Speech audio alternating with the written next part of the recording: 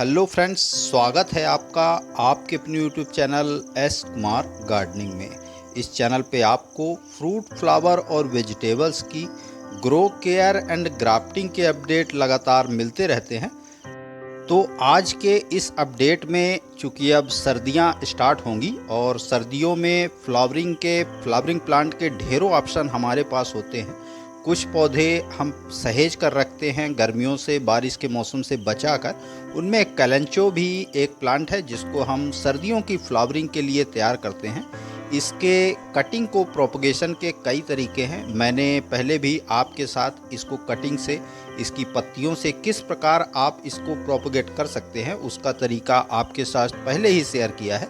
तो यदि आपने वह वीडियो नहीं देखे हैं तो मैं आपको लिंक उसका डिस्क्रिप्शन बॉक्स में दे दूंगा और आप वहां पर जाके देख सकते हैं। लगभग 3 किस्त में मैंने इन पौधों को लगाया था, जिसमें आप ट्रांसप्लांट किए हुए पौधे जो डिस्पोजल ग्लास में देख रहे हैं उनको, और ये ब्लैक कलर के ग्रो बैग में लगे पौधे, और यहाँ पर एक बड़े साइज के पॉट में लगे हुए पौधे।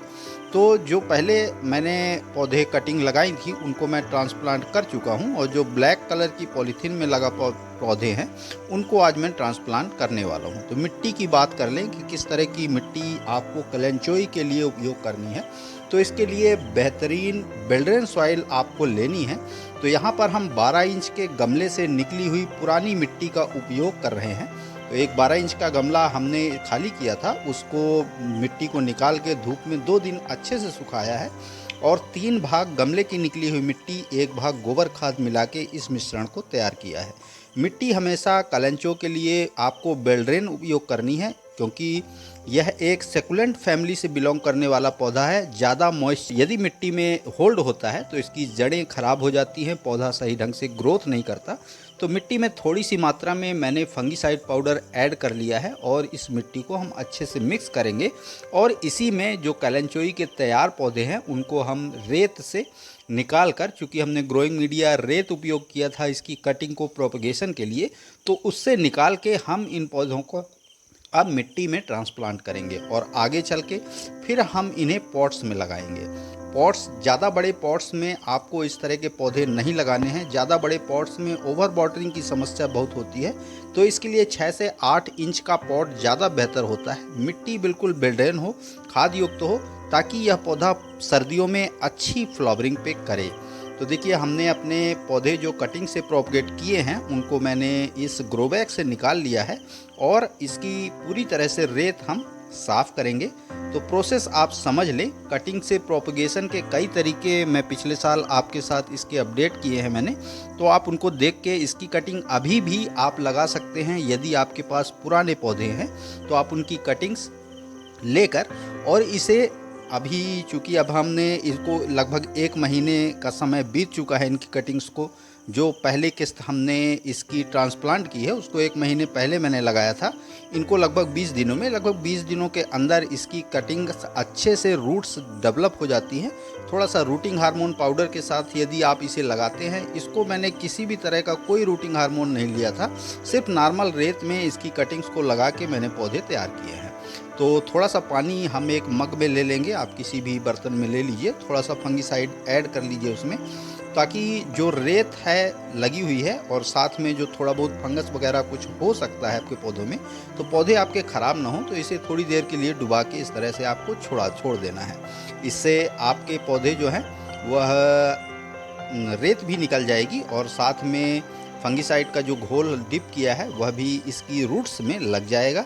तो यह पौधे, क्योंकि फंगस बहुत तेज़ी से इन्फेक्शन करता है इस पर, तो इस चीज़ से बचाने के लिए हमने इसे फंगीसाइड घोल में डुबाया हुआ है, और साथ में मिट्टी में भी फंगीसाइड पाउडर ऐड किया हुआ है।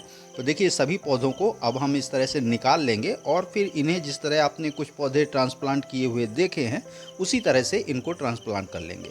मिट्टी बिल्कुल महीन नहीं होनी चाहिए, उसमें बड़े पार्टिकल्स होने चाहिए। ऐसा इसलिए कह रहा हूँ क्योंकि इसमें रूट्स ज़्यादा बड़ी और मोटी साइज़ की नहीं होती, पतली पतली रूट्स होती हैं। तो जब आप मोटे पार्टिकल वाली मिट्टी का यूज़ करते हैं तो उसमें हवा का संचार सही ढंग से होता है और पौधों का विकास तेज़ी से होता है। तो देखिए, निचले भाग में बड़े पार्टिकल वाली मिट्टी हमने डाली है, तो लगभग आधा ग्लास आपको भर लेना है इस तरह से। चाहे आप ग्रो बैग में या जिसमें भी पौधे ट्रांसप्लांट कर रहे हैं, डायरेक्ट आपको बड़े साइज के पॉट में इसे ट्रांसप्लांट नहीं करना है। यह पहली बार है जब हम इसे ट्रांसप्लांट कर रहे हैं। जब हमको इनको पॉट्स में लगाना होगा तो लगभग 20 से 25 दिन बाद फिर हम इन्हें पॉट्स में ट्रांसप्लांट करेंगे।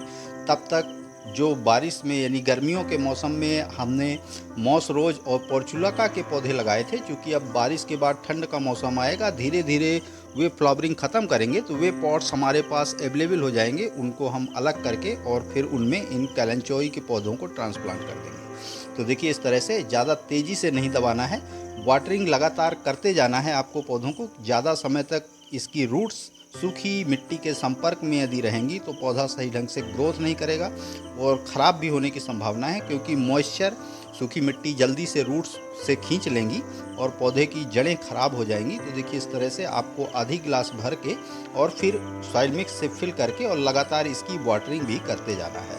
तो इसी तरह से जो भी पौधे आप कटिंग से पहली बार जब रेत से आप निकालें तो उसको ट्रांसप्लांट करने का यह एक बेस्ट तरीका है। लगभग 20 से 25 दिन बाद फिर हम इन्हें पॉट्स में शिफ्ट कर देंगे। ज़्यादा तेज़ी से नहीं दबाना है रूट्स, ताकि इसमें हवा का संचार सही ढंग से होता रहे, इसलिए ऐसा कह रहा हूँ। तो देखिए, लगभग जितने भी पौधे हमें ट्रांसप्लांट करने थे उसको आपको इसी तरीके से ट्रांसप्लांट कर लेना है। तो आशा करता हूँ कैलेंचोई प्लांट की कटिंग से प्रोपगेट किए हुए पौधों को ट्रांसप्लांट करने का यह छोटा सा अपडेट आपको ज़रूर पसंद आया होगा। पसंद आया तो लाइक करिए, कमेंट करिए, अपने गार्डनिंग लविंग दोस्तों के साथ शेयर करिए। चैनल पे यदि पहली बार आए हैं तो प्लीज़ चैनल को सब्सक्राइब जरूर करिए। बेल यानी घंटी के बटन को ऑल पे प्रेस करिए, ताकि बागवानी व गार्डनिंग से रिलेटेड ऐसी ही रोचक व जानकारीप्रद वीडियो को नोटिफिकेशन आपको समय समय पर मिलता रहे। तो अभी के लिए फ़िलहाल इतना ही। वीडियो में अभी तक बने रहने के लिए बहुत बहुत धन्यवाद। Thank you.